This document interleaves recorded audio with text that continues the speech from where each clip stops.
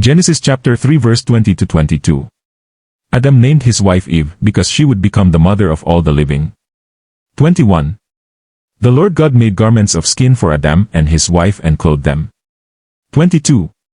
And the Lord God said, the man has now become like one of us, knowing good and evil. He must not be allowed to reach out his hand and take also from the tree of life and eat and live forever. Pinangalanan ni Adan ang kanyang asawa na Eva dahil siya ang magiging ina ng lahat ng may buhay.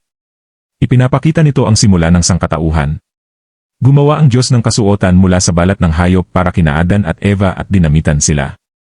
Ipinapakita nito ang pag-aalaga at habag ng Diyos kahit nagkasala sila. Sinabi rin ng Diyos na hindi na dapat silang kumain sa puno ng buhay upang hindi sila mabuhay magpakailanman sa kalagayang makasalanan.